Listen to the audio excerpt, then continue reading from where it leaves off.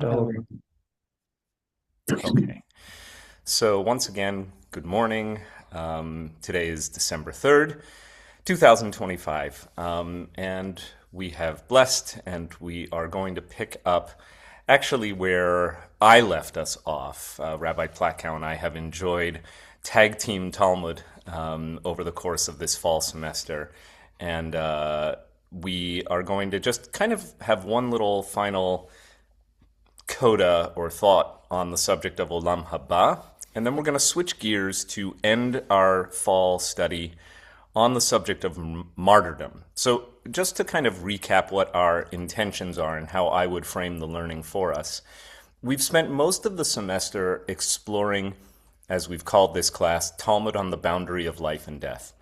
And while there is much rabbinic literature that is speculative about what awaits a person after one dies, and also, and these overlap, but they're not identical, also what awaits everyone who has died at the end of days. So we have touched on eschatological themes throughout our study. Not only what awaits the individual after his or her death, but also what awaits everyone at the end of time. In the language of the book of Daniel, Ba'acharite Yamim, at the late stage, the latter days. And in fact, you may be familiar with the parlance of latter day from the Mormon Church, which uses the idea, which adopts latter day.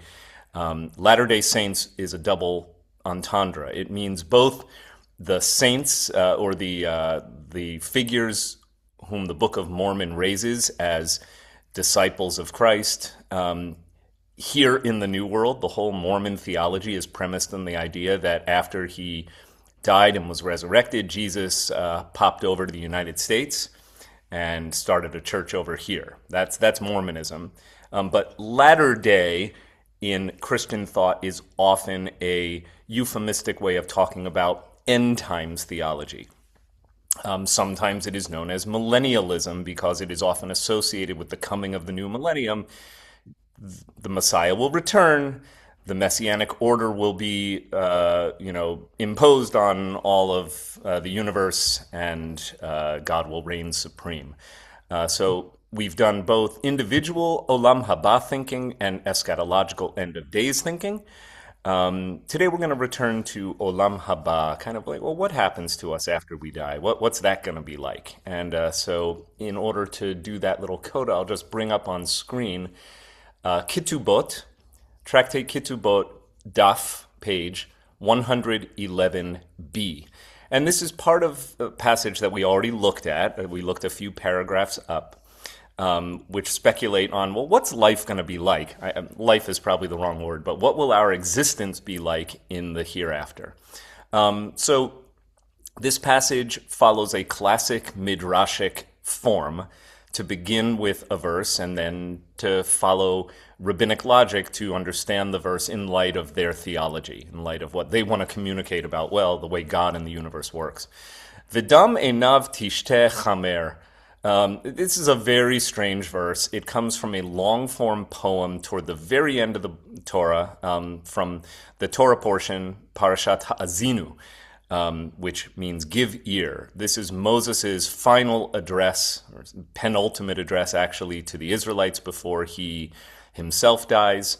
And he gives this long epic poem that's actually inscribed in narrow columns. So it's one of the handful of passages in the Torah that are immediately recognizable on sight.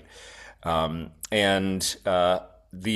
passage refers to the formation, the origins of the Israelite nation in kind of epic poetic terms.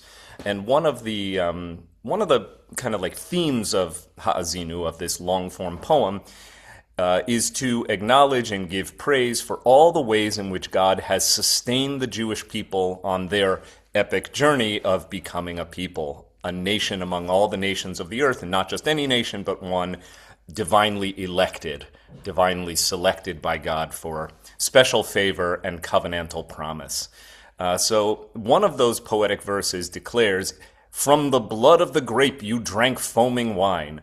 Other places, I mean, literally it says, Vidam, dam is the Hebrew word for blood. Dam enav, that's quite a juicy image for wine. Literally means grape blood.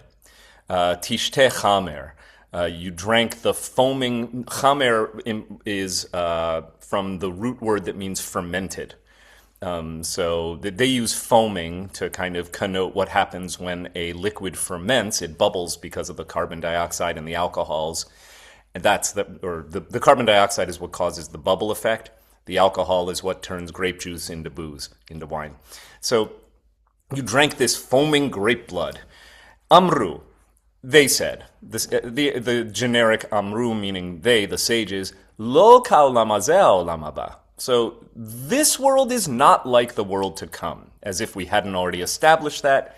This is one of the many ways in which we're going to learn what awaits us after we die, not like our earthly existence. Ha'olam hazeh yesh bo... didn't mean to hit that. I must strike it out. Okay. Ha'olam hazeh yesh bo tsa'ar, libtzor v'lidroch. So in this world, there is tsa'ar, one of the Hebrew words for pain and suffering. In this world, there is suffering that is involved in the picking and in the pressing. So this is obviously talking about how wine is made. In this world, lots of toil is required to take a grape and turn it into wine. Olam Ha-Ba, but in the world to come, mevi anava achat, you can take a single grape, bakaron o bisfina, so you can take a single grape and carry it in a wagon or a boat. This is a tall tale here. Umanichach bizavit beito, and just put it in a corner of your house. Umsafpeik hemena kepitos gadol, and from that you can supply enough to fill a huge jug. So in the world to come, the grapes are going to be like, these kind of like, I guess the visual here, the way I read it anyway, was that like a single grape occupies a full wheelbarrow, right? You put it in a wagon or on a boat, you harvest a grape, and then you put it in a corner of a house, and all of a sudden it will kind of just like stone soup itself into a huge jug of wine.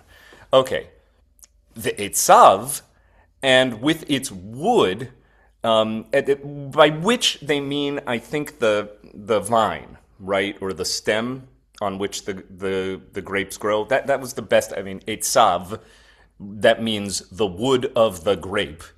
Masikin tachat hatashbil, you can actually kindle a fire and make a full meal out of it. Okay, so it will go on to explain, Ve'en lecha kol anava va'anava she'en ba shloshim garvei yayin.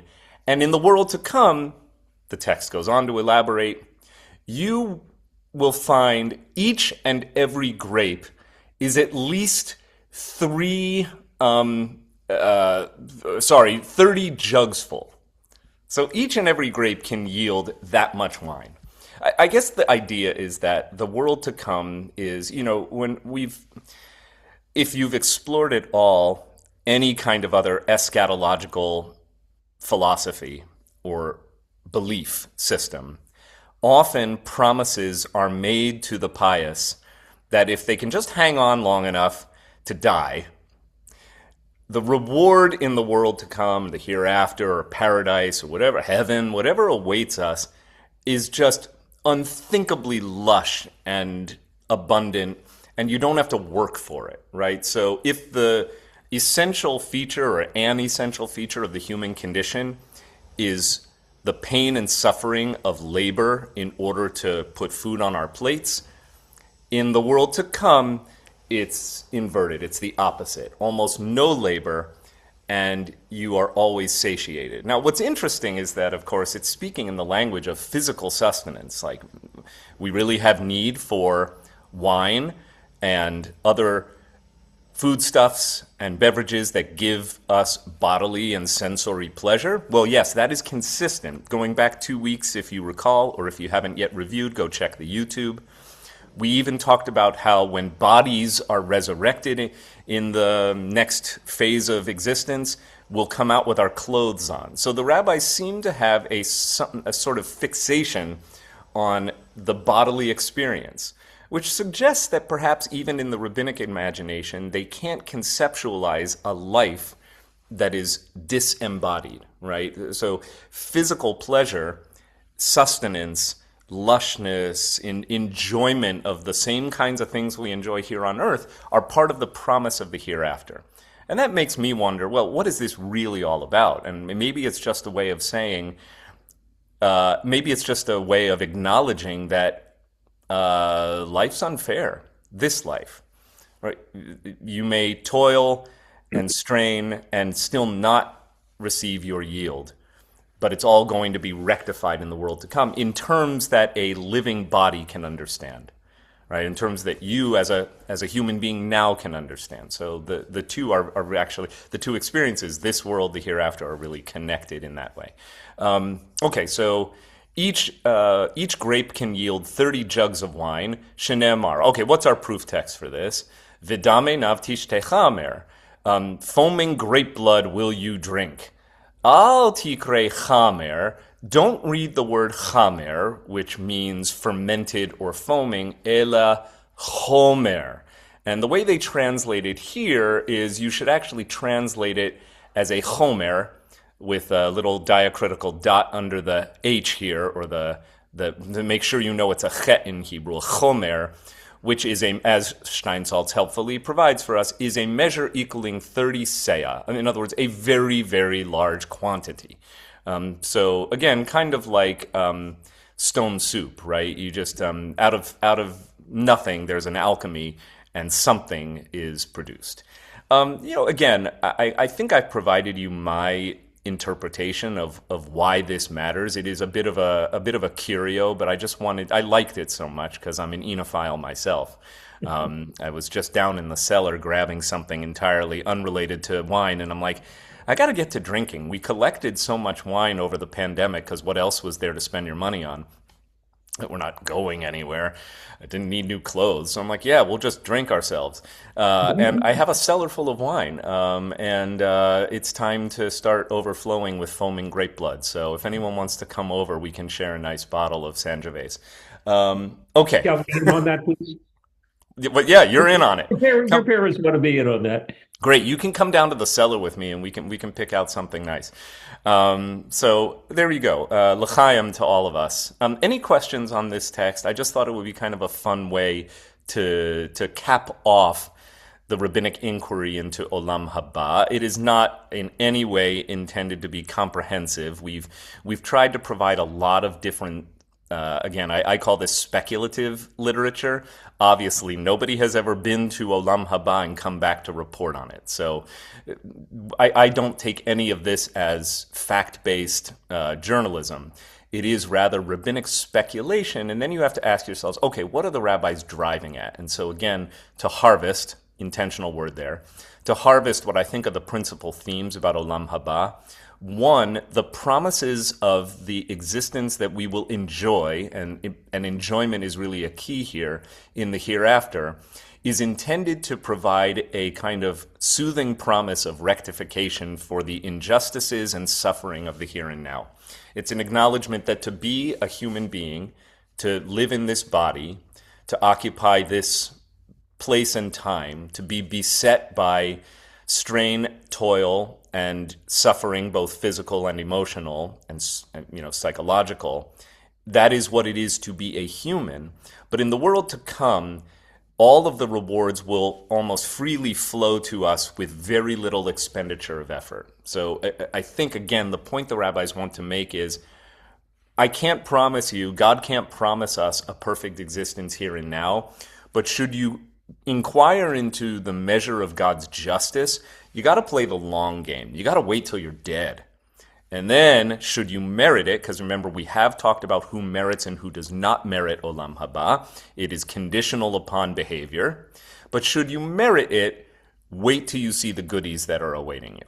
Okay, Judy Gross, and then we'll move on to our next section of text. Does this mean it's like a resurrection, that the body will be resurrected It's not a Not spiritual. not clear, right? I mean, this is part of a longer sugya. So you have to go back a few paragraphs, look at Ketubot 111b, and they do propose resurrection. But Jonathan Franklin, who participates in our class fairly regularly, emailed me this morning, and he inquired with an Orthodox rabbi who insisted that in the Jewish tradition, the idea of resurrection of the dead and the existence of Olam Ha-Ba are two entirely different, non-overlapping notions, and that one, Olam Ha-Ba is kind of a generic term that applies to again, I like the word hereafter, as opposed to Olam Hazeh, which I like the term here and now, especially since Olam is a Hebrew word that has both, it indicates both time and space. Olam can mean the world, but olam is actually, especially in biblical text, olam is a temporal term. It refers to eternity. So when we say Baruch Shem Kevod Malchuto, may the blessed name of God's majestic kingdom, or may God's Baruch Shem Kevod Malchuto, may the name of God's majestic kingdom be blessed. Le'olam va'ed. That means forever and ever. Le'olam is temporal. So, as opposed to bodily resurrection, which seems to be another speculation about what will happen to the body in Acharita Yamim, in the end of days. So one is typically eschatological. The resurrection concept tends to pertain to what's going to happen at the end of time, or the end of time as we know it. And that's when a bodily resurrection, fully dressed, ready to roll, will take place. Olam Ha-Ba, again, you also have to assume internal inconsistency among these sources. That's what happens when you have composite literature written by hundreds of rabbis, compiled and redacted dozens of times over centuries.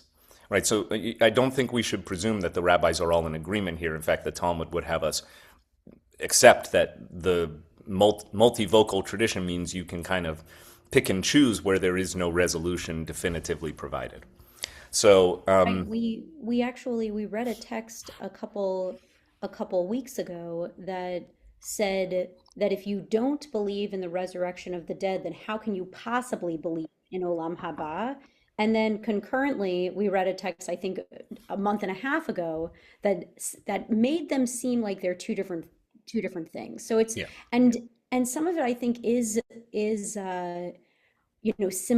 simply inconsistency, and some of it I think is an exercise that our sages were practiced in maintaining two truths, that this could be true and this could be true, and it's okay that the Venn diagram is actually all the way out here, and there's no bit in the middle that's touching. Well said. And I've just noticed Jonathan's with us and has a hand up. So, I appreciate the opportunity to actually hear straight from the person who emailed me this morning. Okay, thank you.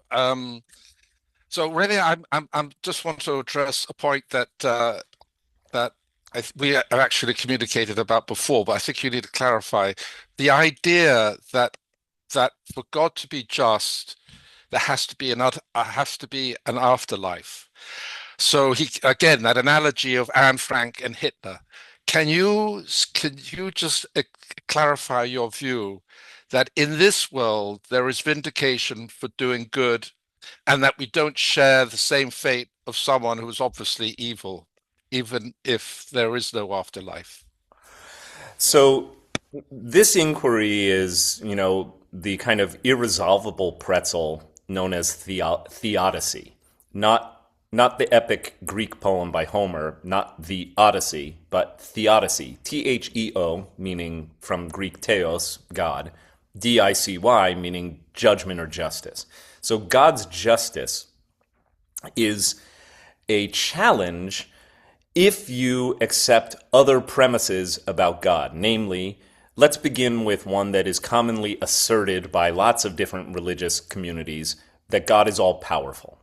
All right, then you assert that God is all good or all just. All right, so God is, on the one hand, omnipotent. That's the technical term for all powerful. God is all good or all just would be something like omnibeneficent, always acts in a way that is good. And three, that human suffering is real. These three do not sit comfortably together. In other words, something has to give. Because if human suffering is real, in other words, if good people suffer, and that it's not just an illusion or, oh, you think you're suffering, but your suffering actually serves a beneficial purpose, or what you think of as suffering isn't really suffering. There are all sorts of workarounds here that are sometimes deployed in order to maintain the conviction that God is A, all-powerful and all good. Issues like the Holocaust are the kind of a priori evidences that are brought to bear against this claim that God can be all good, all powerful, and that suffering is real. All three simultaneously true. Right? That can't be, because if suffering is real and God is all good and God is all powerful, why doesn't God just stop good people from suffering? Right? So something has to give. Harold Kushner, who wrote When Bad Things Happen to Good People, which was, based on the experience of his own suffering and his son's suffering. He and his wife had a child who was born with progeria, the rare genetic disorder that causes advanced aging. I think his son died at age 11. And that was the experience that led Kushner to write When Bad Things Happen to Good People. Note that the title is not Why Bad Things Happen to Good People. He does get into that, but that isn't what he wants to explore in the book. He wants to explore how we reckon with when bad things happen to good people. His conclusion, and you should still read the book because it's a beautiful, touching, and I think theologically important book for Jewish people and for anyone. I've given that book out more than just about any other book, other than the book we officially give to every wedding couple who's getting married. The Jewish Wedding Now by Anita Diamant. In When Bad Things Happen to Good People, Kushner asserts, God isn't all-powerful. What I have learned, he said, is that God actually didn't have the ability to stop my son from suffering and dying. And that is very much a post-Holocaust Jewish theology, or Jewish. That's how they reconcile the problem. Without going down this rabbit hole, because we could do a whole class on theodicy, and maybe we will. Maybe this is what our spring course should be on, because there's so much to talk about.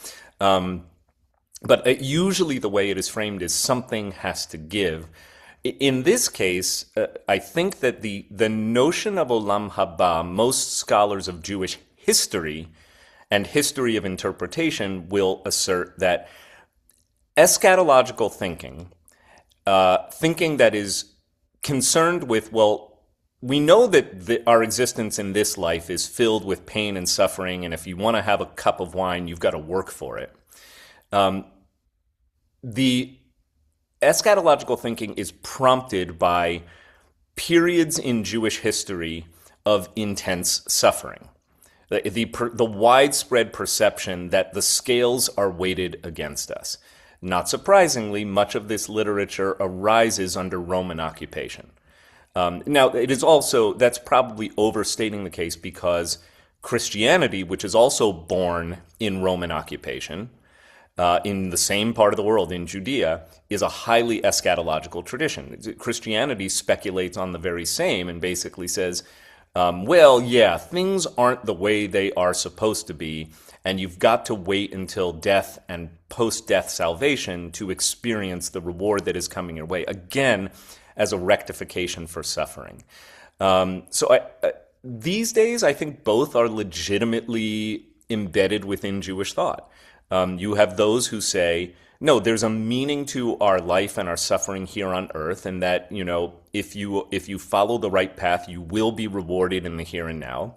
There continue to be, particularly among, the Haredi, certain sects of Jews, an intense focus on what awaits us after we die, because they are convinced, particularly in a post-Holocaust Jewish reality, that there's no earthly justice. You have to look at the divine plan, which unfolds in a time frame much, much more elongated than our handful of decades here on earth. Michelle. To add to your three-part set of ideas that do or do not interact. You do need to add in the role of human choice in presumably God's in this world and certainly God's creation of it, first of all. Second, I would add as I understand it, some aspects of Kabbalah, uh, have, in order to explain the evil and the suffering, have God withdrawing from part of the world, which means you have a conflict with the omniscience and omnipotence. And third, as part of a more than 14,000 member community of children with one particular condition. One of the things that, and needless to say, most people are not Jewish, but there are other Jews in the group, many other Jews in the group. One of the things that comes up repeatedly is a complaint that they're being tired of being told that God only gives you the suffering you can handle. Right. Right. Okay, I'm getting more and more inspired that we're going to have to teach a course on this, because for me to even try to respond in full would I think, do an injustice to keep to our theme, to your question. But yes, I mean, I think the theodicy triangle of God is omnipotent, God is omnibeneficent, suffering is real, only applies to acts of God. Right? Why did that hurricane destroy my house? What have I ever done? There's a very funny t-shirt out there that basically, pardon the vulgarity, but this only works if you're a little crass. It basically takes the expression shit happens and reframes it for like 20 different world traditions. I don't remember most of them, but I know the Jewish one is, why does shit happen to me?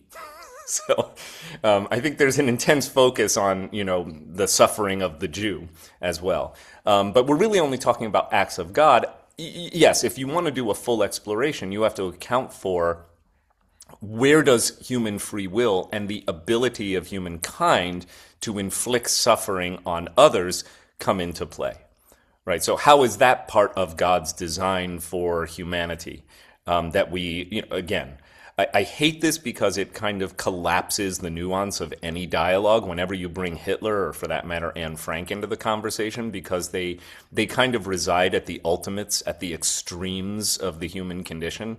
Anne Frank, I think, is elevated as an extreme of both human virtue and the unfairness of her fate. We remember Anne Frank for saying, I believe that deep down all people are really good at heart. What we rarely mention is that same person who said that 3 weeks later, wrote that in her diary 3 weeks later, was captured and murdered by the Nazis for being a Jew at the age of 15. So I wonder what she would have said in the final hours of her life about everybody being really good at heart. So Anne Frank is kind of representative in the Jewish tradition, almost Christ-like, if I may dare to say so, of the ultimate innocent who suffers. And on the other hand, Hitler is the ultimate representation of the evil that can be embodied in a human being. Just unredeemable evil. We bring Hitler into the conversation. It makes it hard to talk in nuanced terms about the themes of our conversation. Having said that, you do have to account for a world in which both an Anne Frank and a Hitler can exist, right? How does that fit into any kind of divine plan? Or does it force one to conclude that there is no such thing as a divine, presence? God is not just, God is not omnibeneficent, or even more extreme, there is no God. Well, plenty of Jews have reached that conclusion in a post-Holocaust world. The Holocaust not only fractured the Jewish people, destroyed life, it also fundamentally altered the trajectory of Jewish thought. The last thing I'll say on this before taking Audrey's and my parents' questions is this. You have to also talk, I think, about, when you're talking about this question, When you mention Kabbalah, you have to open yourself up to different metaphors and ways of talking about God. And I hope that you'll all continue learning with Rabbi Jan Katsu, who is teaching a class, as you can probably see in your winter bulletin, called What's God Got to Do with It, the 4 Thursdays in January. His Zoom, by the way, we'll send out a separate registration link, 10:15 to 11:45, starting the 8th of January, so 8, 15, 22, 29 of that month. Where we will not only explore Jewish theology, we will also develop our own personal theology with one of my favorite teachers, my chavruta, my study partner, my mentor. And ahead of that, I also I just put in the chat a book recommendation, Thinking About God by Carrie Tooling, which is a deeper dive than the Rifat Sansino book on theology, and really goes into the question of why do we suffer for each theology, kind of marrying that theology and theodicy. Right. So I hope you'll end up reading that, and it'll also, I imagine, be a really great introduction for whatever Rabbi Katsu ends up teaching. Fundamentally, thank you, Rabbi. Fundamentally, Kabbalah, Jewish mysticism, is a monist tradition, monist. Simply put, my meditation teacher puts it beautifully with the phrase that has become a mantra for me, which is, there is only one thing and we are all it. Now, the Hasidim would say in Yiddish, alles ist Gott, right? Everything is God.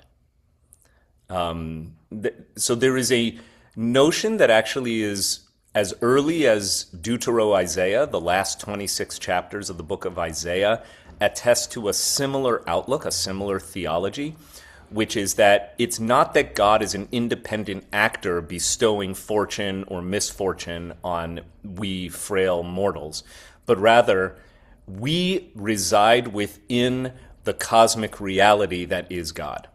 Everything we do is an effluence of the divine.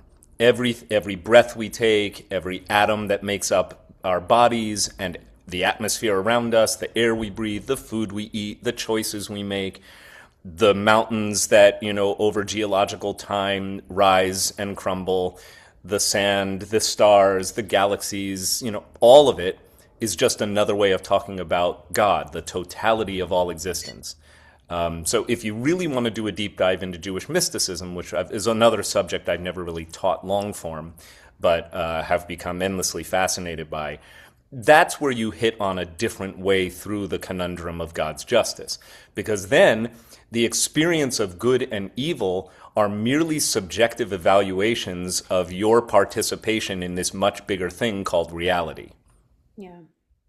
Right? So it's not your suffering. It is neither true nor false. It simply is. It's part of the way the world works, which is what I really believe, by the way. I don't believe that God gives children leukemia. I believe that, for whatever reason, cancer is just part of the organic evolution of organisms and the human being. And it's probably, there's a certain randomness to it, the way we perceive it. Okay. Now we're really opening some rabbit holes, and I want to get back to text. So let's take a 3, and then Rabbi, you're going to pick up. Audrey, please. Okay. Excuse me. I wish you would give that class on theodicy, because this has been a problem I've had. Where I went to religious school, I came out of that with a firm belief that God was both omniscient and omnipotent.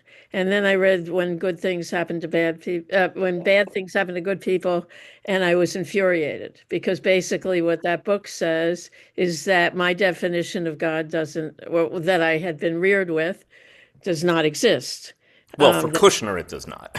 Right. But, Yeah. but that was his personal. That was his assertion, at sure. that moment, I don't know, what he would say later, and that has been something that I have carried forward with me through. I mean, you don't have to stop at the Holocaust. You can look around the news today. It's not much better.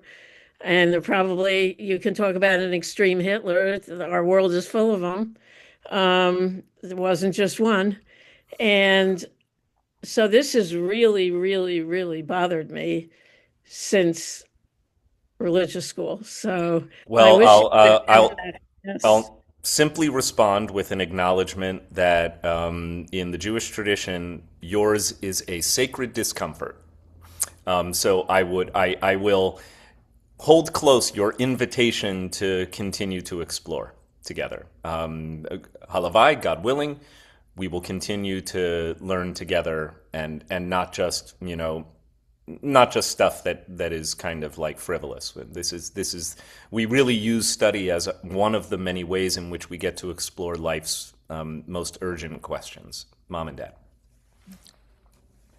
It seems to me that the notion of the omnipotent, omnibeneficent God has really evolved over millennia, from the time when we believed that everything was a natural force, spirits, animals had spirits, everything could be ascribed to magic or some phenomenon that we didn't understand, through the millennium to the development of science and the Enlightenment and everything. And it just became increasingly clear, as I think you have so eloquently capsulized it. We have discovered that the cosmos is not calibrated to the notions of human fairness.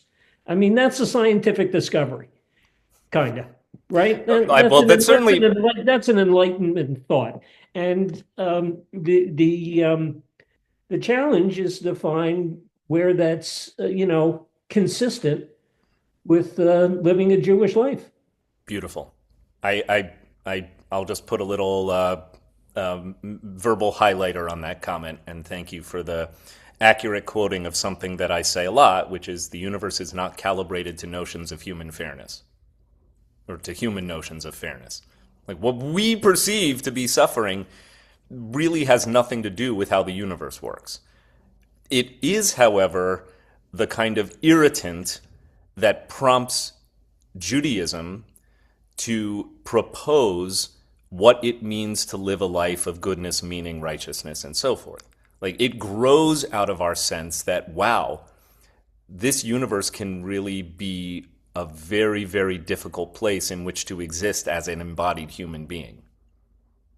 So what are we going to do with that, in other words? Well, why don't we create societies that are premised on tzedakah and chesed, and all of the notion and mitzvah?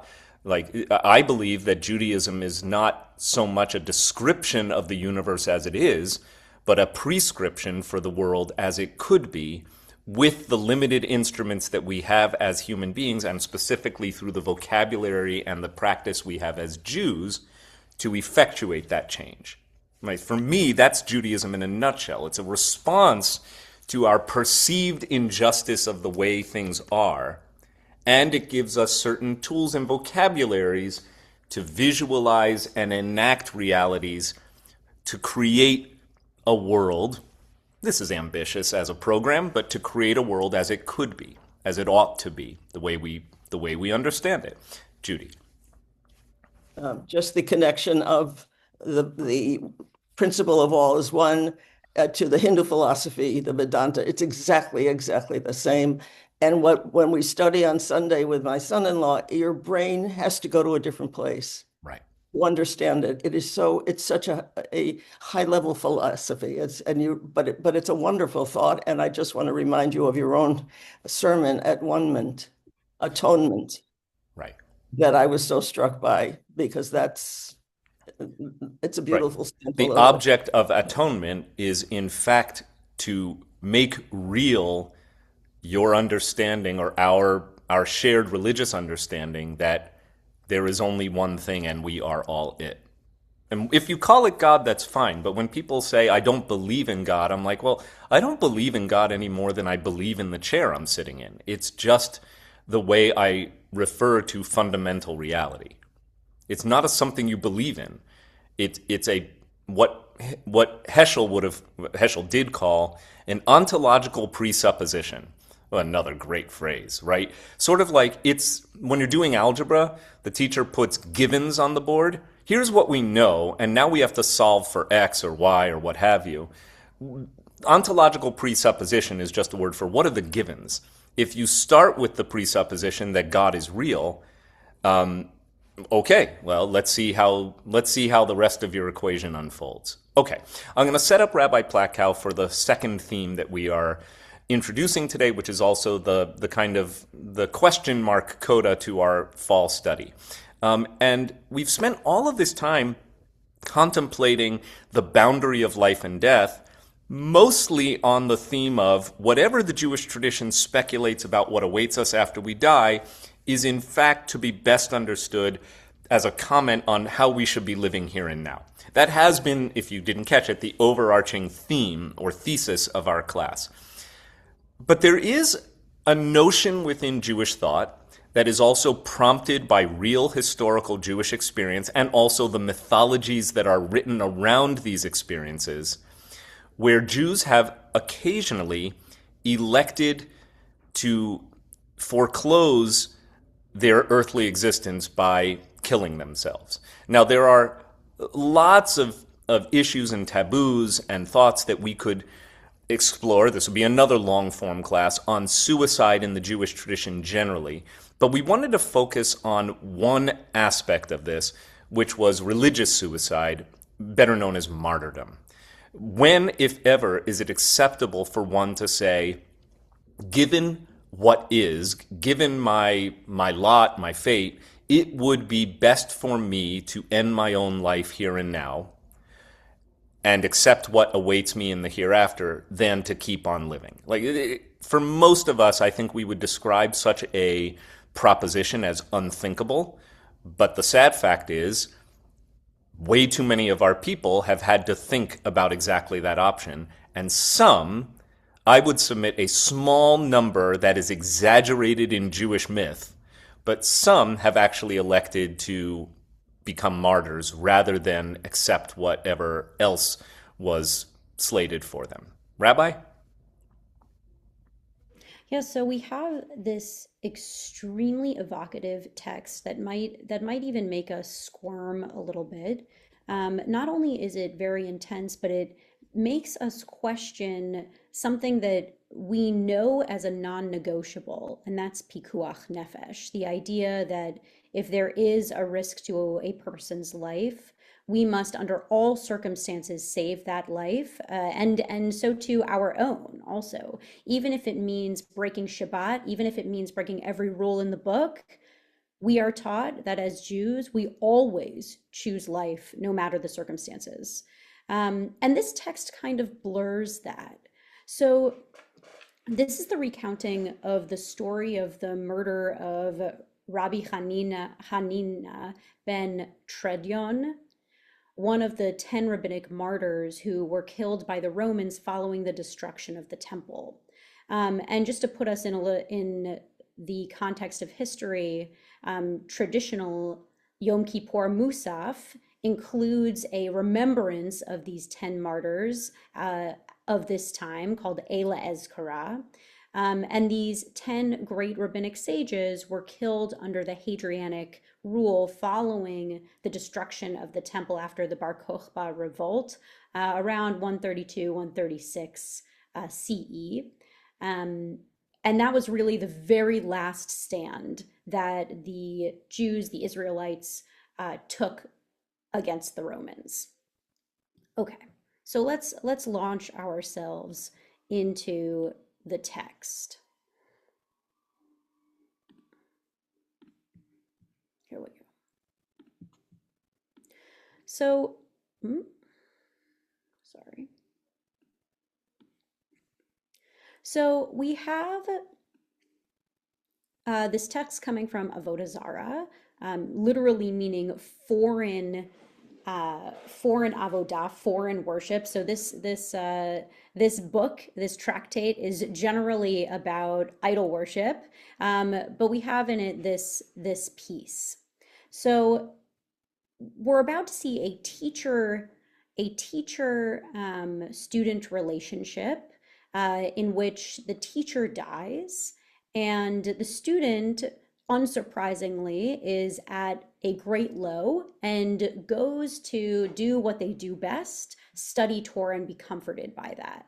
It's good to note that these teacher-student relationships at this point were much more similar to a father-son relationship or a parent-child relationship of today, in which these students would stay at their teachers' homes and have dinner with their families. There was something very tangible there, and it wasn't just simply a mentor-mentee professional relationship, but it was as if this person, this mentor, this teacher, this parent figure was a true guide through life, someone from whom you sought to learn at every single turn. So this moment of his teacher dying is really a low point. So we have Amru, and I'll just say that this is the sages talking. Amru, lo hayu yamim mu'atim ad sheniftar. Okay, so there had been a few days that had passed, sheniftar, of the death of Rabbi Yosei ben Kisma. So that's the teacher of Rabbi Hanina. V'halchu kol gedolei romi lekovro v'hispiduhu hesped gadol. So we have this moment in which we kind of see who Rabbi Yosei ben Kisma was, and we also see that Kisma is actually a Greek is a Greek name. So Rabbi Yosei ben Kisma, he was someone who was looked up to by the Romans in our small Jewish people, and also he was someone who curried a lot of favor and was really an advocate of appeasement of the Romans. So we have this fact that he dies, and all of the Gedolei, all of the Gedolim, these great people, these great Roman people, great in stature, came to eulogize him, and we see this hispiduhu, and we're going to see this uhu here over and over again. This first u is they did this, and this second u is him. They did this for him. So they eulogized him with great eulogies. Uvachazratan, and they returned, and when they returned, mitzauhu LeRabbi Hanina ben Teradyon. So when they returned, they found Rabbi Hanina ben Teradyon, Shehaya Yoshev Osek Batorah, and we of course know this Osek Batorah. That's at the end of our blessing, busying himself in Torah. He was sitting and busying himself in Torah, which of course is against the law.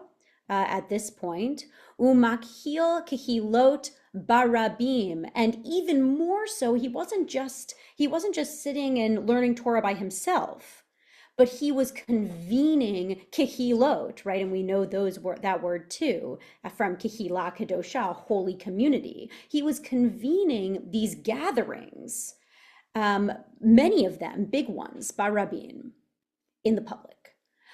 V'sefer Torah munach lo becheko, and he had the Sefer Torah in his lap. So, of course, seeing that this is against the law, heviuhu, they brought him, and the gloss conveniently and helpfully tells us to be sentenced. Uchra'uhu b'Sefer Torah, and they wrapped the Sefer Torah around him. V'hikifuhu, there we go, b'havile zmeirot v'hitzitu bahen et haor. Okay, and they surrounded him after wrapping the Sefer Torah around him, which is it's quite an image. They surrounded him with branches and trimmings, and then they set that on fire. We see in the English that this word or, which is not the usual word for or, the usual word for fire, it's usually aish. This word or means light. So they lit it up. And it's interesting and clever that the Talmud uses or here, light, rather than fire. And we'll see why in a second.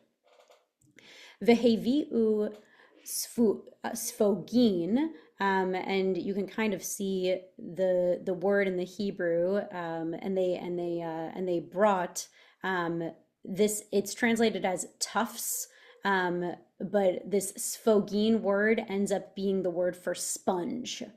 So hevi'u sfogin shel tsemer, these tufts of wool or these sponges of wool. Ushra'um b'mayim v'hinichum alibo, and they soaked them in water and placed them on his heart. Why would they do that? Kedei shelo teitzei nishmato mehera, so that his soul would not leave his body so quickly. And in other words, we're saying so that he would have a prolonged suffering, and that he would be burnt slowly and have a slow, painful death. So we're really seeing this horrific image flash before our eyes, and the Talmud is so good at drawing that image for us.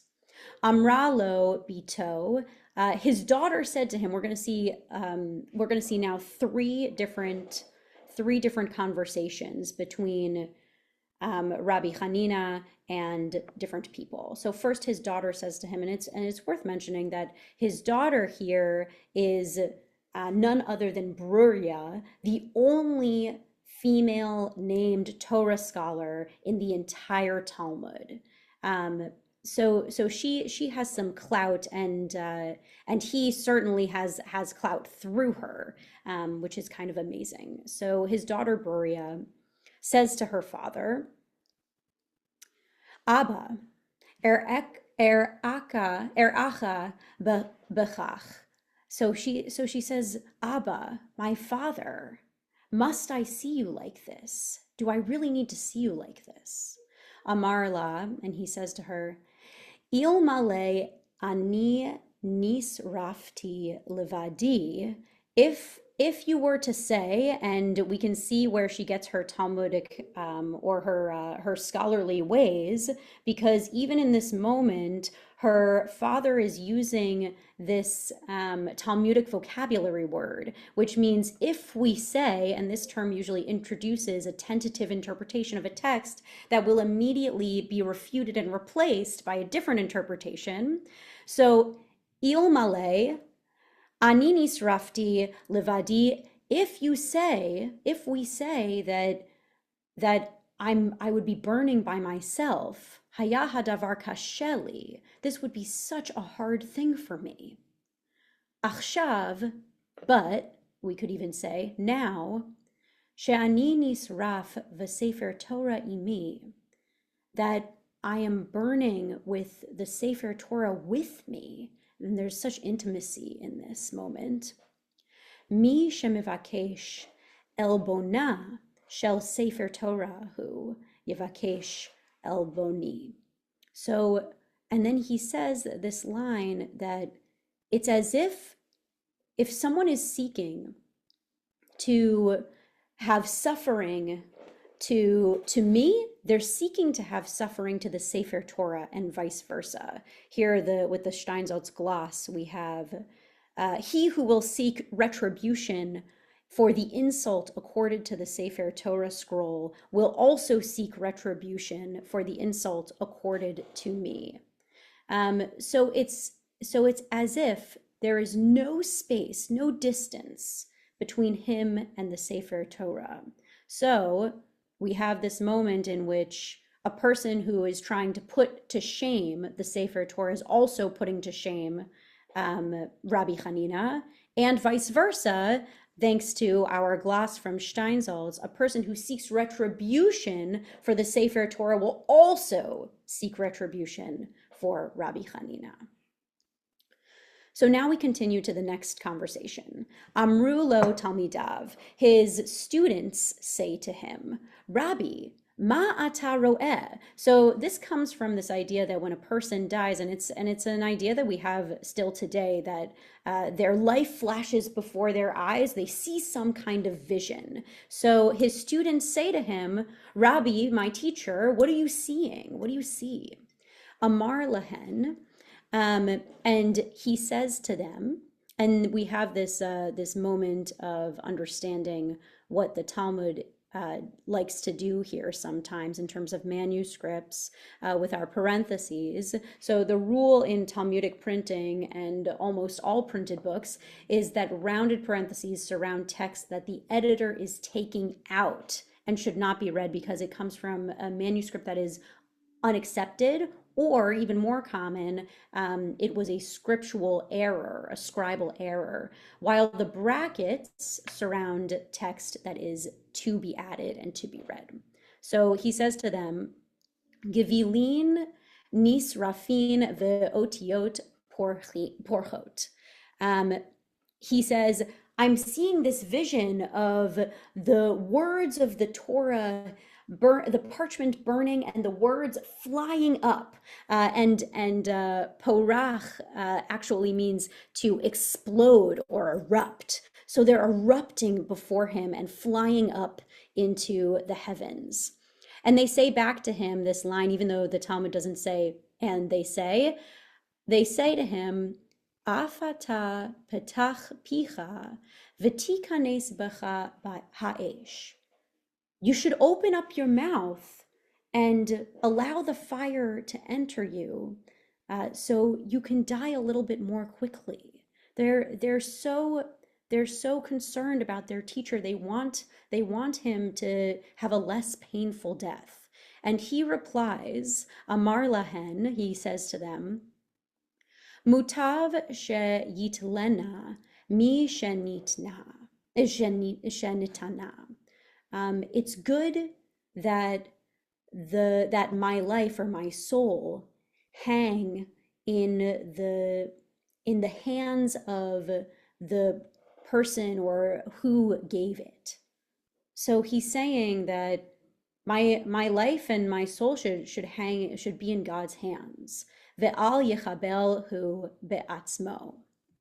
And a person should not harm themselves. Okay, so that's very interesting. We have this idea that a person should not harm themselves right here. We should allow our lives to be in God's hands fully. As we say, Adonai natan ve'Adonai lakach, right? God gives and God takes.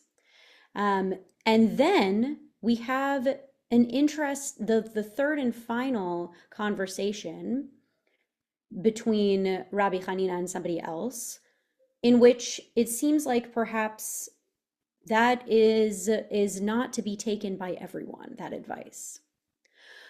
Amarlo kilatz toneri, which is a unusual word, right? We don't usually have these kind of almost it's a hard word to have under your tongue. These longer, very syllabic words. Here we have this word that comes from the Latin term questionarius, meaning an inquirer or someone who asks questions, possibly even an interrogator or a torturer in a judicial context. And in the Talmud, klastoneri is the name of this Roman official who interrogates Rabbi Hanina and then executes him, or begins the execution at least. So this person, we were talking about having good and evil side by side, and this idea that perhaps we both have the same fate, and we'll see what happens in just a second to the fate of the Klatz Toneri, as well as the fate of Rabbi Hanina. And we have the Klatz Toneri, this idea of real evil, someone who is executing actively this person who is the epitome of Torah learning. So he says to Rabbi Hanina, Rabbi, my teacher, very strange that the executioner is saying to the person who he is executing, my teacher. Im ani marbe bashal hevet v'notel sfogin shel tzemer me'ali becha ani miva'eni lechaye ha'olam haba. If I increase the flame and take off from you the sponges of wool from your heart, from on top of your heart, will you bring me to the life of the world to come? Okay, let's see what he says. Amar lo, Rabbi Hanina said to him, Hain. So this is a word, this is an interesting word here. This usually means they, but in this case, it means more like hine, behold, absolutely, affirmative, I will. Such a weird thing or a strange thing for someone who is being executed to say to their executioner. Or perhaps this is a way of appeasement for Rabbi Hanina. Okay, Rabbi Hanina says, I will bring you to the world to come if you increase the flames and you take these sponges off of my heart. However, hishavali nishbalo, you have to make a vow. Take this oath, take this vow for me. Miyad, take this vow for me, take this vow for me. And we don't get to hear what the vow is. However, Miyad hirba b'shal hevet v'natal sfogin shel tzemer me'ali bo. So he brings up the fire and he takes off the sponges of wool from Rabbi Hanina's heart. Yatsa nishmato bimhera, and Rabbi Hanina's soul immediately, bimhera, very speedily, very quickly exited his body. Afhu. Now this who is the person who's still living, right? The executioner. In that moment, the executioner kafatz v'nafal letoch ha'or. He jumped up and he fell into the inside of the fire. And we also come into this interesting word usage here, right? We saw that earlier. It's not ha'esh, the word that we usually use for fire, but it is ha'or. He fell into the light. He went into the light, which is, of course, a phrase that we associate with moving towards death. He fell into the light. Now, Yatsa bat kol, this is pretty dramatic. And we have bat kol, this divine voice, ve'amra, that comes out and says, and it's worth mentioning that the divine voice is its own character in the Talmud, and I'll just show you really quickly. I did a little search here for bat kol, you can see in Sefario, very helpful. And you see in Tanakh, in Torah, Nevi'im, Ketuvim, the Torah, the prophets and the writings, only mentioned 8 times, Mishnah 7 times, Talmud, suddenly we have this bat kol figure, this voice of the divine, which by the way is also a female voice, bat, like bat mitzvah, this voice of the divine coming up 335 times. So this is a character as well. The voice of the divine said, Rabbi Hanina ben Teradyon, u klatztoneri. So both Rabbi Hanina and the klatztoneri, the executioner, mizumanin, were invited, were welcomed, hein lechaye ha'olam haba, into Olam Ha-Ba. Whoa. To imagine that both of these people, this understanding of good, this understanding of evil, were both allowed into Olam Ha-Ba, both given the same fate, leads us to ask a lot of questions. Bacha Rabbi ve'amar, and Rabbi wept and said, Yesh koneh olamo b'sha'a achat. There are some who get their or who acquire their ability to go into Olam Ha-Ba in one moment, 1 hour, v'yesh kona olamo bechama shanim. And there are some who acquire their ticket into Olam Ha-Ba in over many years. So interesting that we end with this moment.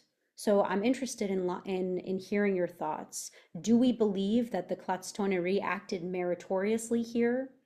Do we believe that that makes up for a lifetime of executing what we imagine to be quite good people, generally good people? Do we believe that this basically suicide, in which he jumps up into the fire, should be rewarded? I'll open the floor up to you.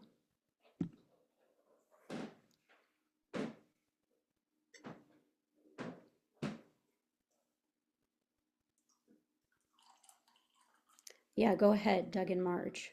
You know, I always jump in when angels fear to tread, but how many movies have we seen where the good guy is tied to a chair in a basement room and the torturer is over and it says, "Tell me what we want to know," and the guy says, "Well, you're going to kill me anyway." And he says, "Well, yeah, but we can do that the easy way or the hard way."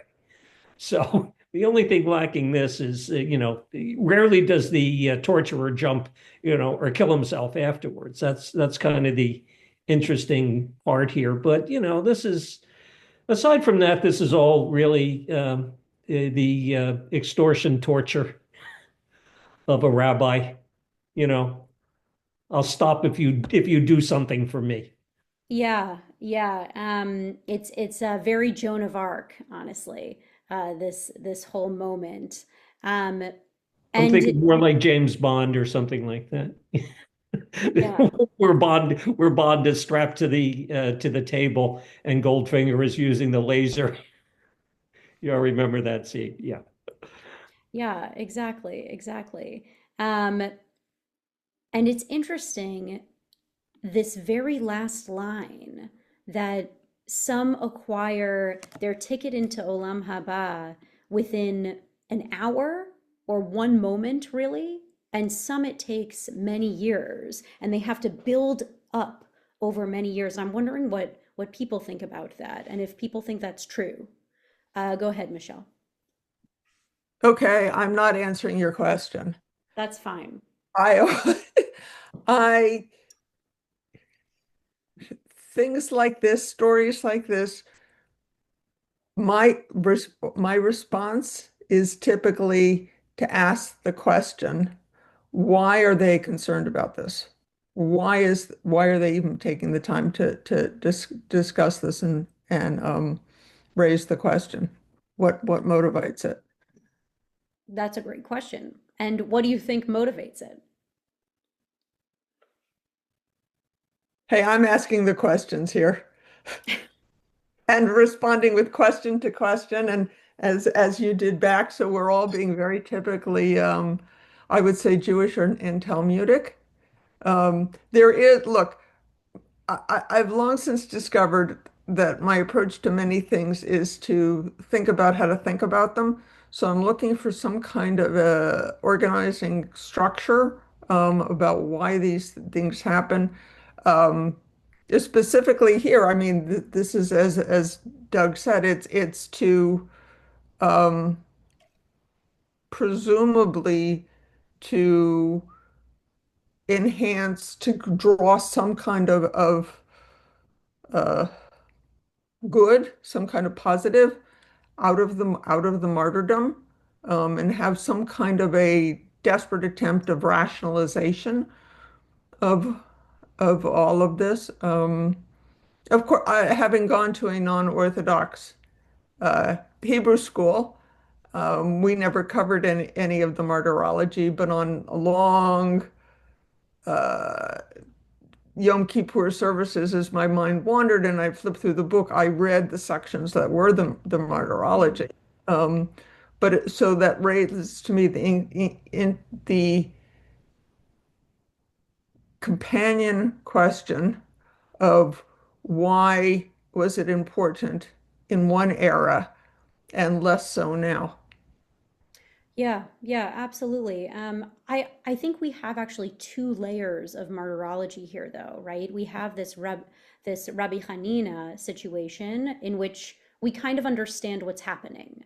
Rabbi Hanina, he lost his teacher, one of his closest relationships. He comforts himself by teaching Torah, and he does so to the masses in public, and that is against the law. And therefore, the Romans find this extremely cruel and evocative way to not only kill him, but to kill the word of the Torah, the word that he's so fiercely trying to teach. So that's one level of the martyrology. And I suppose we could say, well, Rabbi Hanina didn't have to go teach Torah to the masses, and he could have spared himself that way. And that has kind of a moral component to it, right? Are we supposed to continue to teach Torah even in the face of great challenge, and even in the face of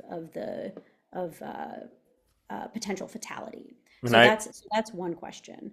And then the second layer of martyrology happens when this executioner decides that he's going to perform one act of moral clarity at the end of this rabbi's life and just spare him, moments of pain. He's already been burning. He's already had two full-on conversations with people while he's been burning. He has this great vision, and now instead of allowing him to burn with still being conscious, this clastonnerie, this executioner says, you know what? I'm going to take away your pain so that you're no longer burning, you're no longer suffering. And then in that moment, he jumps into the flame, right? So that's really that second piece of martyrology, which is much more blurry.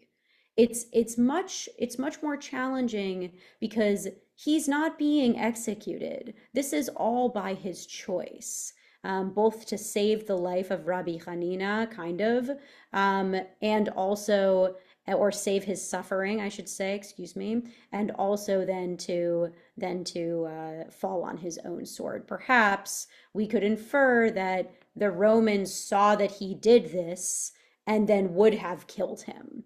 But I don't know if we can actually say that we know that. Judy, please. Well, after what you just explained, it makes it clearer to say what I was thinking is there are two types of martyrology. The rabbi is a martyr because of the long time that he was a hero for so many years. The executioner, he was wrapped in the Torah, and the Torah was burning. And to have that clear description of the worst possible way a person could be punished, and this executioner was a quick hero. You can be a martyr by doing something very, very brave at one point and become a martyr. So I think it's an example of two very different situations that can occur. Yeah, absolutely. One comment that I've heard over and over again studying this text is that this is really a text that is pushing tshuva, that there is an ability, even after you've executed the best of the best, to somehow come back and perform one act of moral clarity, one small act of heroism, even after you were the one who wrapped Rabbi Hanina in the Torah, and you can thus have some share in Olam Ha-Ba. So that is very interesting to me, and you can tell by my tone that I don't completely buy it. I do buy that we can always come back, that we can always return, that there is tshuva to be had for all. And this one act, in my eyes, does not seem like a complete turnaround, a complete tshuva. Yeah, Jonathan, please. If this is the same story, the piece about the words going up to heaven and the seeing the parchment and flames, to me, is the very famous part of this saga. But I was going to suggest there could be a self-serving part to this, that if you treat the pious very well, you will be be rewarded on Olam Ha-Ba. There could be something there about that. And then there's another question, whether are the right people being rewarded in Olam Ha-Ba? And it makes both this world and the next world being possibly unfair. So there's sort of no justice anywhere. If there's no justice here, then there's no justice there. Where do you find justice? And the Rabbi, your point that we should not expect rewards. The work never ends, and it's really that context is in serving God. So again, we sort of bow down to what we don't know, and we do it anyway. But it does raise theological questions to me, this story. Yeah. Yeah, I think it certainly raises a lot of theological questions, but I think the answer that I come to with some clarity, and I think is just so laden in so many of the different texts that we've seen, is that we just do not know. And it is okay and even good to grapple with the understanding that we do not have this kind of control over what happens next. And also that we can imagine Cleopatra coming back to life in all of the fanciness of her clothing, and we can imagine that Olam Ha-Ba, we're still teaching Torah there, and these grapes are as big as our heads, and also we can never know, because the people who go to Olam Ha-Ba do not come back and tell us. Judy, go ahead. Oh, Judy, you have to unmute yourself.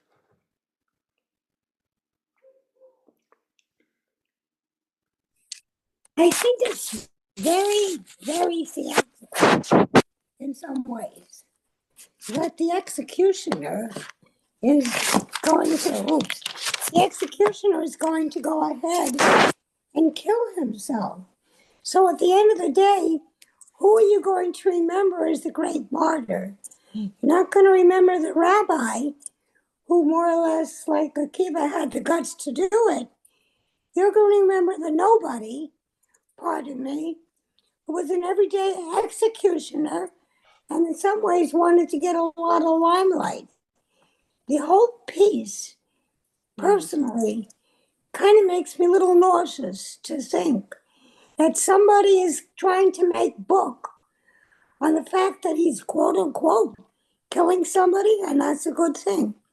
Because it doesn't seem to me to kill somebody because you've assumed that it's going to make their lives better. I just think there's something kind of tainted about it. Thank you. Yeah, that's where, first of all, the entire story, I think, is meant to really provoke us, right? Yep. To imagine that someone is wrapped in a Torah scroll and that they are being burned, and on top of that, that their body is being soaked, and that on top of them are put these sponges to ensure that the pain and suffering is as prolonged as possible, right? So that is an extremely provocative image. So that's on one level, I am right with you. The nausea, the cringe experience there, that's real. And I think I think the other piece here comes back to what the words that are spoken between Rabbi Hanina and the executioner that we don't get to hear, what is the oath that the executioner says to Rabbi Hanina? What's the oath that he asks him to swear? And then, yes, he lessens his pain and he allows his soul to flee his body finally. And yes, there is some unfairness, and the last word is not the one held by the Clastoneri. The last word is from Rabbi Hanina, and he is the one who I would say validates this entire story, saying some people earn their ticket into Olam Ha-Ba in just a second, and some it takes many years. So there is this unfairness, this cringe, as if, as you said, this nobody takes up the limelight, and it is validated by our sage here, by the hero himself. Go ahead, Doug and Marge. Well, among the many questions that this this whole lesson this morning brings up, number one, I think it's an interesting kind of juxtaposition of the description of Olam Ha-Ba as some kind of Elysium, where we're, it sounds more like Valhalla to me, actually. Totally, totally. I think about that every time I go up to Sharon Gardens. Right. So this sounds like, don't worry, it's going to be Valhalla when you get there. But on the other hand, I want to tell you this really gory story about a martyrology. I'd love to know what the first rabbi did that was so wonderful that we've gone from the Roman executives from praising him with this elaborate eulogy to, in the next moment, burning the rabbi alive. I mean, what was the difference between those two guys? And the third really interesting question it brings up is, who is Rabbi Hanina to guarantee entrance into Olam Ha-Ba for anyone? Where does that ever come up that humans could guarantee, oh yeah, and my buddy Joe, you're with me, so you're getting in too?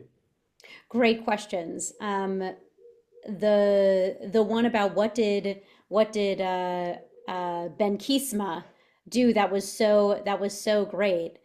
We don't know exactly, but there are some passages in the Talmud that talk about how he learned with Roman authorities, and it's on the Wikipedia page.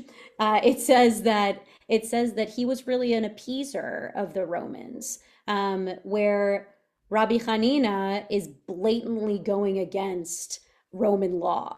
And so I think that's the difference there. Yeah, the tradition on Yossi ben Kisma is that he sucked up to the Roman authorities to save his own hide.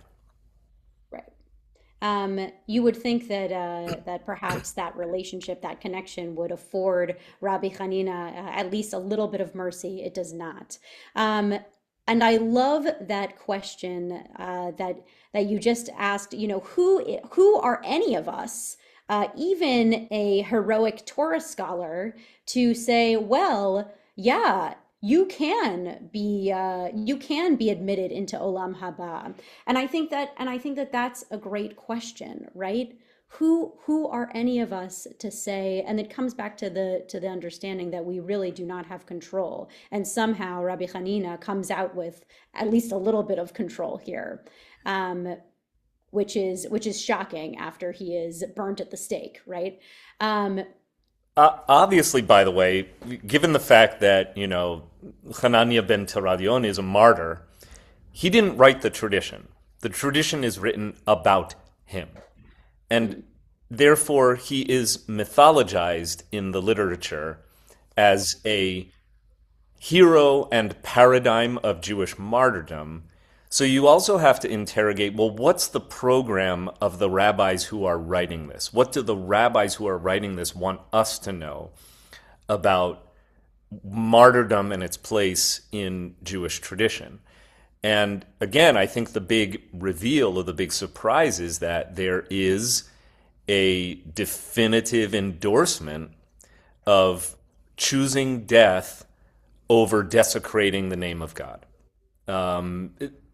I think that, and again, you see literatures around this. This was a subject of quite some morbid interest of mine in my rabbinical school days. I spent a lot of my time in rabbinical school studying medieval martyrdom literature. So there are other instances in Jewish history where martyrdom traditions proliferate. One is in the Talmud, when they are discussing the Hadrianic persecution. So again, that period, as Rabbi Plaka described, in the early 2nd century following the failed Bar Kokhba insurrection, or around the time of the failed Bar Kokhba insurrection. Unsurprisingly, the literature about that moment finds ways to praise the hero, to lionize the martyrs, even though they did something that is seemingly as un-Jewish as it comes, which is choosing or hastening their own deaths. The other places in Jewish history where we find martyrdom literature is there were lots of long piyutim or religious pietistic poems that were written around the incidences of Jews who were burned at the stake in the High Middle Ages, in the 11th, 12th, 13th, and 14th centuries. A famous case of a ritual murder or a blood libel against the Jews of Blois, which is in northern France in 1132, I believe, where a body wasn't even found, but a Christian child went missing, and it was alleged that a Jew had committed the murder, and all of the Jews of the town were rounded up and burned at the stake. And long poems praising the martyrs of Blois are written, including a tradition that becomes encoded in our Yom Kippur liturgy, which is that as the Jews were going up in flames, you could hear them singing a melody that has now embedded itself in Jewish life, which is they were singing the Great Aleinu, that's where we prostrate ourselves fully before the Ark on Yom Kippur in the morning on Rosh Hashanah, before the shofar is blown. We say, that's the one that goes, Aleinu l'shabeach, l'shabeach la'adon hakol, which is one of the Sinai tunes, a tune so old and venerated that it is viewed as if it came from Sinai itself. So you have this incredible martyrdom tradition. And the third prominent example where martyrdom praise liturgy and literature proliferates is, unsurprisingly, around the time of the Crusades. So you have these three moments. There are probably more. It would be interesting to study if there was martyrdom liturgy or literature written around the Jews who chose the sword as opposed to expulsion from Spain. There are many times where Jews have been given a binary choice, convert or die, commit idolatry or die, right? And in such instances, unsurprisingly, literature is written praising the martyrs. And the last thing I want to say on this is my writing on this as a rabbinical student was of the opinion that the literature exaggerates the prevalence of the phenomenon. Right? That because there's all this literature, it gives you the impression that Jews were just stabbing themselves and their families with swords. There are these really gruesome narratives during the Crusades of mothers who would slit their children's own throats before their own. Like when the Crusaders came in to threaten them with murder or rape or what have you, they would take their own lives, and there's all these stories about the blood gushing out, like really gruesome stuff. And again, the fact that all of this literature exists gives the false impression that Jews were just offing themselves right and left for what we call in Hebrew Kiddush Hashem, for the sake of sanctification of God's name, which is the traditional term for martyrdom. When in fact, it's probably a very, very, very minority phenomenon. But when you have an archetype like Hananiah ben Teradyon and the executioner and these stories that are really core to the Jewish tradition, when you frame them on the holiest days of the year, when you have a whole service, as Rabbi Plakau taught us, the afternoon of Yom Kippur, where we praise the 10 martyrs of the Hadrianic persecution, it gives them a larger-than-life place in Jewish memory. Again, I don't actually think it's an encouraged behavior. So that's what I wanted to like add to the conversation. But I'll hand off to maybe my dad or mom for one more comment, and then Rabbi Plakow, if you want to bring us home. I just wanted to mention Masada. Right. Okay. Masada. Thank you. Masada's the other one, right? I mean, Yeah. and interestingly, archaeologists who've spent like their entire careers digging on Masada have turned up scant evidence of a mass suicide event. Most scholars and this is really interesting. I'm not sure I think that this is a true statement. I believe that they used to do the swearing in of the IDF new soldiers on Masada, but they don't anymore. No, now they do it at the Kotel. Kotel. Yeah. Right. Because the narrative no longer is the narrative that the state of Israel wishes to perpetuate. So it's interesting, right? This narrative of religious martyrdom being the highest Jewish goal. That's actually, again, I want to suggest it has a certain romantic allure, but we should be careful about normalizing the centering of that narrative in Jewish experience and the constellation of Jewish values that we cherish. But the Masada, a great example. So thank you. All sorts of epic poetry about the martyrs of Masada, whereas most archaeologists and historians have concluded almost unanimously that no, probably most people were either slaughtered or dragged into captivity and raped. I mean, there was definitely a commune of zealots holed up on Masada for a long time. That we see the siege works. You're up on Masada, you can see the siege works of the Romans and their encampments like preserved in the desert sand. So we know something happened up there, but the martyrdom story, Yeah. Books of Maccabees too. Read, like Hanukkah has a martyrdom component. There are 2 books of Maccabees. You won't find it in your Tanakh, which is another really interesting thing because somebody who was editing the Hebrew Bible said, not that book. That book's a little bit not what we want to teach our people. But the Maccabees were so zealous that some of them, there are martyrdom stories in the Maccabees literature as well. Have to find that. Yeah, absolutely. I think that there's a heroism that comes with really centering these martyrs, to echo Rabbi Blake. And I think that initially the thought was that we're centering this in order that we do not become like this, that we become like scholars, but that we are strong enough to defend ourselves and to not be taken in this way. I want us to just end with this very last line of our text that some achieve Olam Ha-Ba within seconds, and some it takes many years. When we look through our own lives, we like to think about the seconds of shame and tragedy, and the seconds of height, and in which we acted well, in which we did our best, in which we were our best selves. And I hope that all of us, when the time comes, are judged by the latter, by the ability to have done as best we can in this life, in those seconds, in those shout. And I just want to say that it's been such a pleasure to learn with all of you, and to also learn with my teacher, Rabbi Blake. I need a minute. Okay, Joe, hit it. I just one takeaway is that I think all the good talk about what happens after death is the rabbi's way of saying don't be afraid of death. That possibly there are good things that may be, we don't know, and sometimes they're sure of what they say. But so anyway, my main point was, my main thing I wanted to say was something that Doug reminded me of. He says, take your friend Joey with you when you go. Now, I wasn't worried about the name. It just reminded me of a tremendous story that's appropriate to this discussion.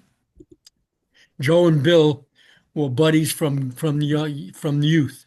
They played little league together. They played high school together. They went to the same college so that they can play together. And they played softball in the adult league. And one day, when they're older, they say, "Look, one of these days, one of us is going to die, but we've got to make a pact. The guy who goes first got to come back some way and tell the other one how it's going up there." So they say, okay, they agree, and they don't even think about it again. 7 months later, Bill goes, and Joe is left, and he's despondent about losing his friend. And 7 months go by, and he's walking down the street, and all of a sudden there's a bright light. And he looks towards the light, and out of the light comes Bill. He says, "Bill, how you doing? What's going on? I thought you died." He says, "Yeah, I'm just coming back based on our promise. I want to tell you how it's up there. We play games and tournaments all the time. We never get tired. We never have hamstring pulls. We can go all day. We don't have to sleep. We have dinners and trophies and all things good at tournaments." He says, "There's only one thing." He says, "What's that?" He says, "You're pitching tomorrow." Oh, that's funny, Joe. Hey, Joe, I want you to bring me along if you go first. I want to be with you. I promise. Doug, I would not mind being. All right. Well, not one to be outdone. I'm gonna leave our study if those of you are in the endurance. We've already gone over time, but why not? One of my favorite jokes about Olam Ha-Ba in the Jewish tradition. So, a pious rabbi dies. He finds himself waiting in line for Olam Ha-Ba, but the man just ahead of him shows up as well. Very Israeli. He's got a shaved head. He's wearing a big gold chai, leather jacket, tough as nails. And the angel, Gabriel, who's at the gateway to heaven, asks their names and occupations. So the first guy, Rafi Ashkenazi, says, "I'm a cab driver. That's what I do. I drive a cab in Tel Aviv." And Gabriel hands him a harp, a gold staff, a beautiful silk robe, and, just shows him this corridor leading to this ethereal mansion, and off he goes. The rabbi says, "My name's Avram Cohen. I've served for 46 years as senior rabbi of Beth Sholem in Brooklyn," and he gets a ratty cotton robe and a wooden staff, and he's shown to a very small little hut in the clouds. Rabbi Cohen says, "Why did the taxi driver receive better treatment than me?" And Gabriel says, "Well, look, in heaven we judge by results. When you were on the bima, people slept. When Rafi was driving, everybody was praying." Okay, my friends. What a joy to study with you and to learn with you and to learn with my colleague, Rabbi Platkow. Thank you, Alyssa. So nice to study and teach and learn together. There will be more. But in the meantime, we have to get ready for Hanukkah.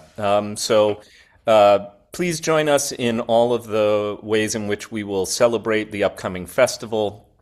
Tomorrow night for Shabbat services is my traditional annual roundup of the top 10 overlooked Jewish headlines of 2025.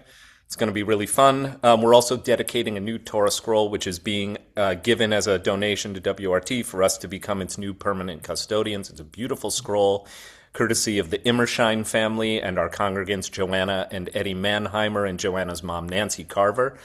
So I hope you'll come and join us for a really sweet special service. That's at 6:15 tomorrow.